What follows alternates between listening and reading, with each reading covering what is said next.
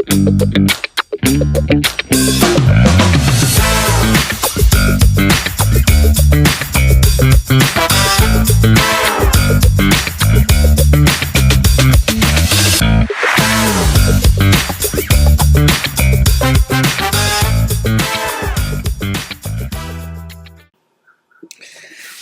and welcome to Openly Grey with Sandy Kay. Today we're going to talk about depression, because this is the face of depression. It's been a year and a half since the carbon monoxide poisoning. Excuse me. And it's gotten things have come along. The Social Security has been approved.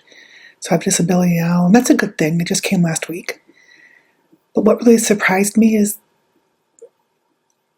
after the initial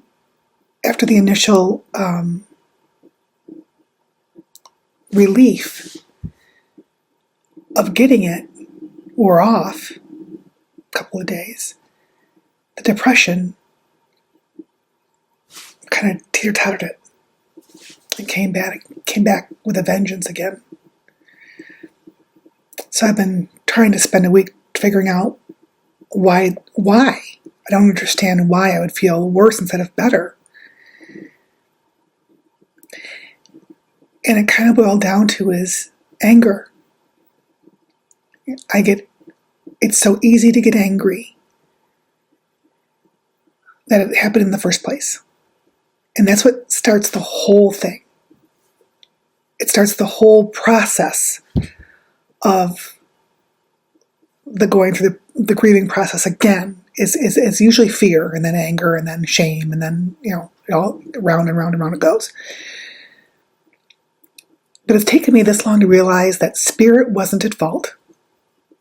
They didn't do this to me, obviously. I should have known that before. It was the hotel completely. What makes me angry is I was doing what I was supposed to be doing. And this came to this conclusion just the other day. I was doing what I was supposed to be doing, but other people weren't. The anger I feel isn't just anger for me. It's the ripple effect that this has caused in my family, in my friendships. It's affected Ed. It's affected the girls, the boys, the kids, my friends. They say, "How you doing?" And I say, "I'm fine. I'm doing good. Thanks." I'm lying. Because if I told them how I was doing, they'd never sleep again. They'd say, "You need to come here now and come live with me."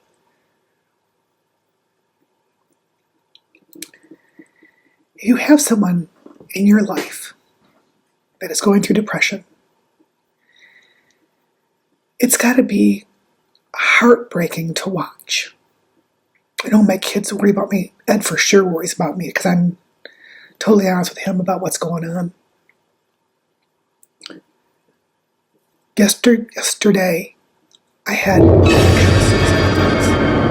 2 days ago. It's heartbreaking to say. I couldn't get out of bed till about 11 o'clock in the morning. Just couldn't get out of bed. And then, of course, you feel guilty for not getting out of bed. Then you feel ashamed for the guilt.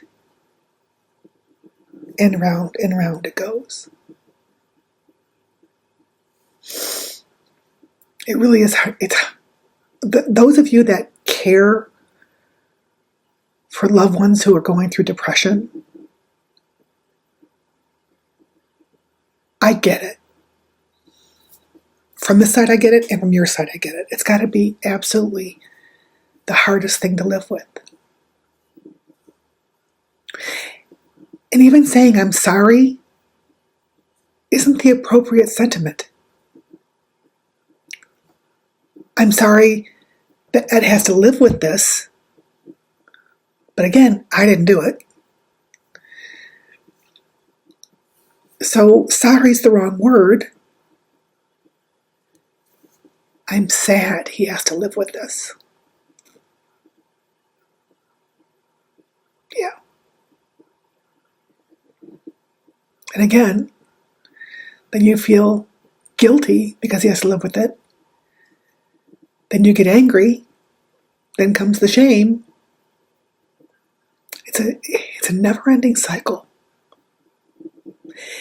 And you can have really great days. It's amazing the great days you can have. You're like, hey, I think I'm done. I made it. Yay, we're through. And then something happens. Or doesn't happen. It doesn't even require something to happen or not happen to kick it off. You can usually trace it back to something, but not always. Sorry, my watch went off. But not always. Sometimes it's a bad dream. It takes you like half the day to figure out why you're so mad, why you woke up mad, or sad, or angry, or frustrated. And it's got to be hard on the caregiver to know what to expect each morning, or later on this afternoon, or at bedtime. It's just got to be really hard. And it hurts my soul. It hurts. That's what it is. It hurts. Because I know I'm hurting those that love me most. My mom, God bless her, she doesn't know what to say to me to help. I think she doesn't know either. And here's the hardest part of when you're off work, you have really crappy insurance because you can't afford good insurance. I have a $9,100 deductible, okay? And it still costs me $400 a month. So there's no resources I can go to. There's no counseling. There's no help at this point.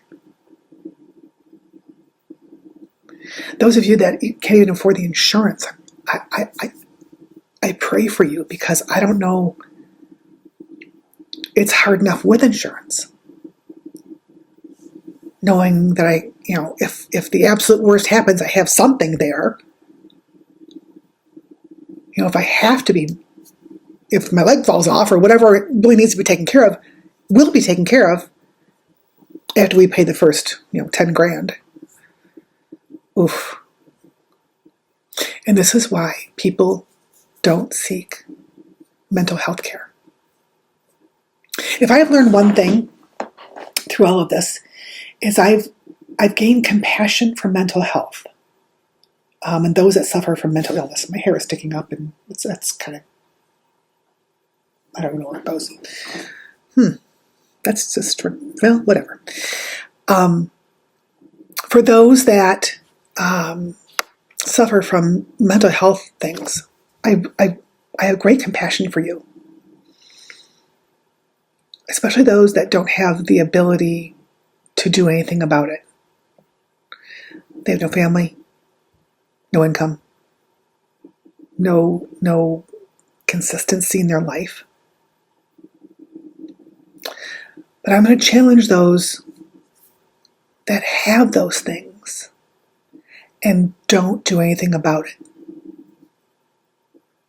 I'm not ashamed to say I have a mental illness. I'm not. And maybe it's because I didn't do it to me. I can put the blame on somewhere else. Maybe that's why it's easier for me.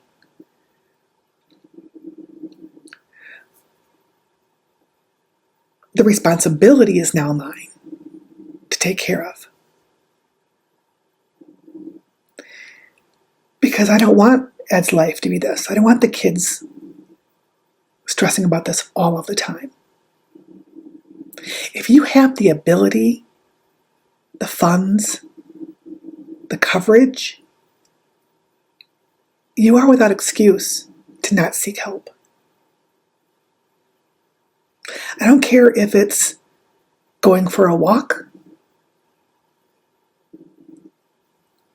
receiving medical care, prescriptions, whatever it takes to make you feel whole. Do it. Whatever it takes to make you feel whole. There are days I feel so whole. I feel like, oh my gosh, I got this. I got this. Last night, Ed went to bed before I did, and I came in about maybe a half hour later. And he is a furnace when he's asleep. A furnace. And I used to be, and I'm not anymore, right? So I said, can you just come over here and hold me together? For fear of falling apart.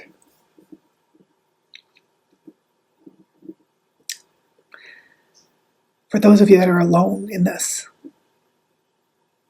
you're not alone. You are not the only one going through this.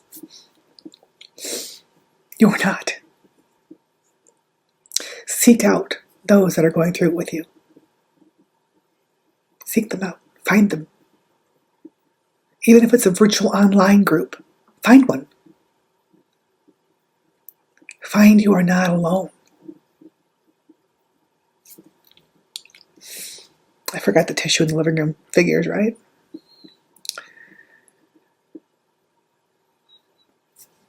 I do these videos, not even for you. They're for me. Because sometimes I can look back and see how far I've come. Then other times, from the other perspective, I can go, okay, I was there, I can get back there. I got there before, I can do it again. It's painful, it's hard. Yes, it's all of those things, and so much more. Frustrating. Oh my God, it's frustrating. But I was there. I can get there again, and so can you.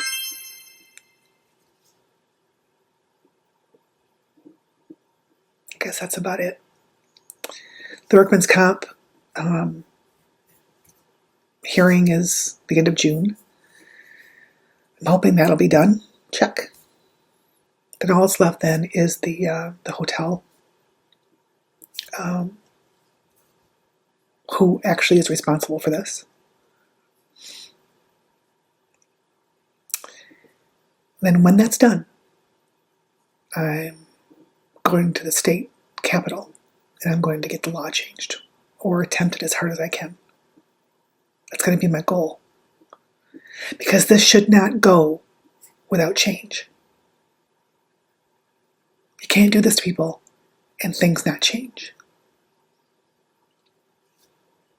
If this video has helped you, made you think, whatever you felt, please let me know. Again, I do them for myself, but also for you. I want to know what you think. I want to know your opinion, even if you disagree.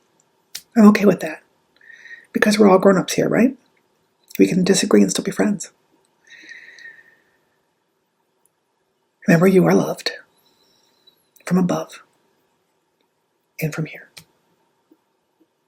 If you have any questions, please let me know. This has been Openly Gray with Sandy Kay. Have a great day.